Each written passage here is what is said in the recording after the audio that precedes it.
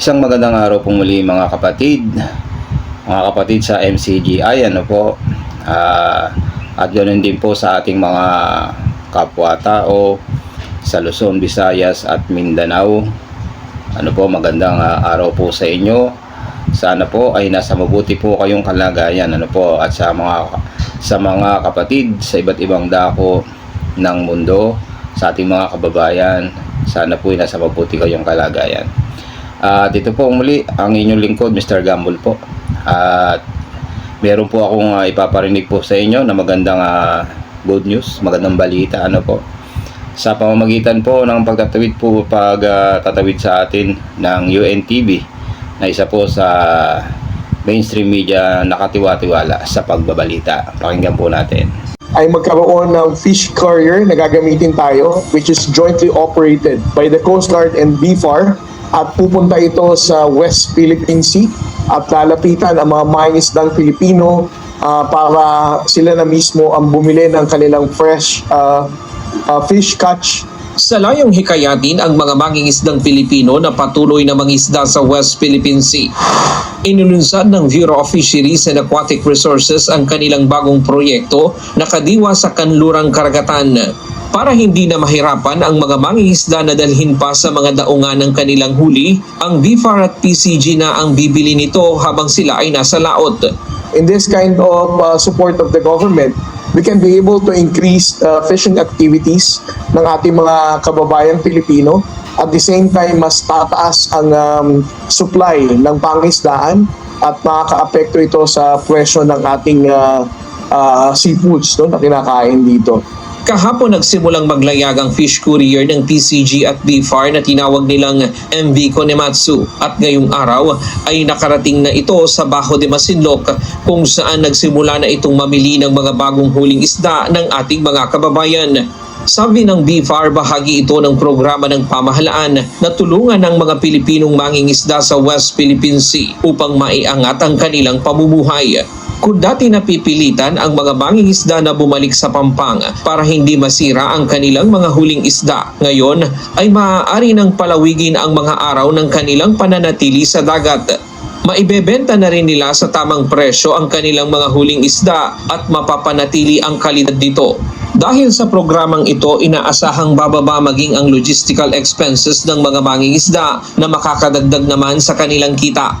On an estimate, siguro makakatipid ang ating mga mangingisda, mga around 40% of their operational cost.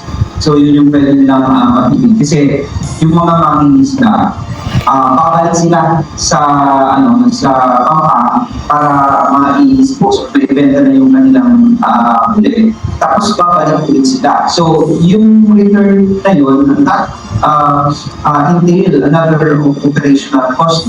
Para matiyak na maayos na maisakatuparan ng proyekto, ang pamunuan ng Philippine Coast Guard ay nag-atas na mag-deploy ng mga asset para suportahan ang pagpapatupad ng proyekto. Commandant has also directed BRP Gabriela Silang 8301 and an aircraft to support this project of the Bureau of Fisheries and Aquatic Resources.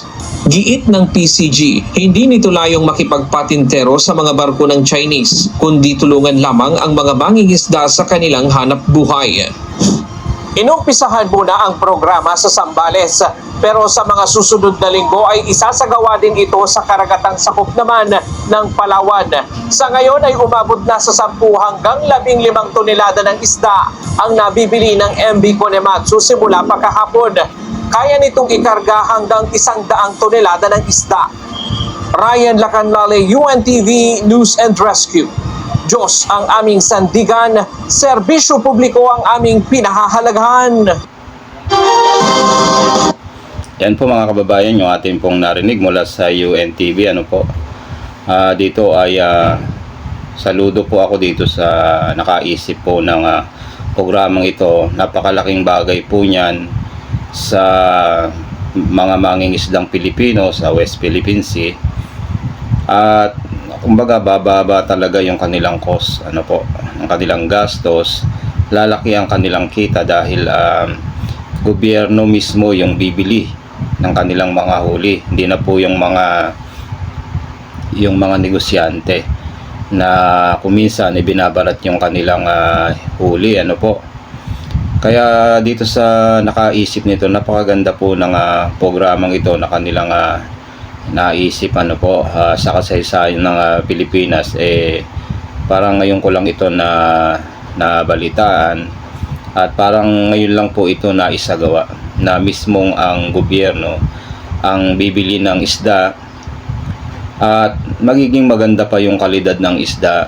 At sigurado po kung yan ay gobyerno ang bibili, ay maganda rin po sa mga consumer na kagaya po natin, ano po, ay maaaring bumaba yung presyo po ng isda, at magiging maganda yung kanyang quality.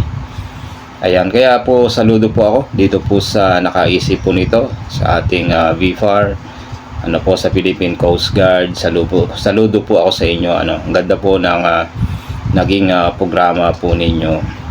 Ayan, yan po yung ating narinig dito po sa atin pong pinagkakatiwalaan na mainstream media, itong UNTV. Ano po, ang ganyan po. At salamat po sa inyo pong pakikinig dito po sa aking munting channel. At muli po mga kapatid, mga kababayan, huwag po natin kakalimutan palagi na tayo po ay magpasalamat sa Diyos na may lalang. Ang ganyan po. Bye-bye.